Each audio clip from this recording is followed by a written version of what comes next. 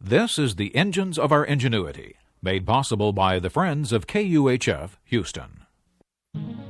Today, let's teach math to our grandchildren. The University of Houston's College of Engineering presents this series about the machines that make our civilization run and the people whose ingenuity created them. We face pedagogical trouble today. Every time I speak to an audience, I get the question, how do we fight sagging math abilities in our schools? So, first let's try to understand the problem. You and I did many things in schools that students no longer have to do. We memorized poetry, we plotted graphs, we did arithmetic in our heads. Books and radio were our entertainment. Now the new electronic media pick up so many of those functions. They remember for us, they not only do the arithmetic, but they solve differential equations and they plot the graphs. Just now I saw a TV spot about special effects in the movie Anaconda. The woman said, because of computer graphics, we can do so much more. We can open up the imagination. But when she makes an oversized serpent materialize, that does less to open our imaginations than it does to show us her imagination. Consider how that works in teaching. We teachers once memorized poetry, plotted graphs, did mental arithmetic, imagined dragons. We invented solutions to calculus problems. But our students have not.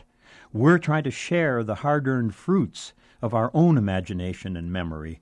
Students have calculators, as we do, computers, as we do, and TV sets, as we do, but they lack our experience of life without those things. All this high tech is one thing to us. It's something else entirely to them.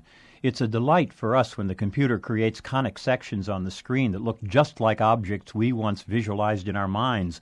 But the student who's seen them only on a screen is baffled when we ask him to sketch diagonal sections of, say, an airplane fuselage or a human skull, items that don't happen to be stored in the computer.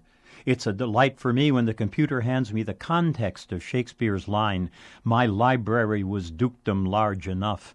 Prospero said that to his daughter in The Tempest. He said it in praise of the inner life he now led in his private island world. But for students who never remembered the line in the first place, the computer's ability to find it is quite empty. So we teachers face a formidable task. First, we have to reduce the two-dimensional screen back to its proper role as a tool. It belongs in the background. Then we have to find new means for training the mind when we have at hand a machine that can replace so much of the mental exercise you and I use to grow strong. We teachers and parents need to forget the novelty of our computers. After all, they'll be as ordinary to our children as new cars and electricity were in our lives.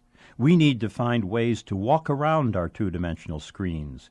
We need to find ways to take our children back to Prospero's rich, three-dimensional island of the mind. I'm John Lienhardt at the University of Houston, where we're interested in the way inventive minds work.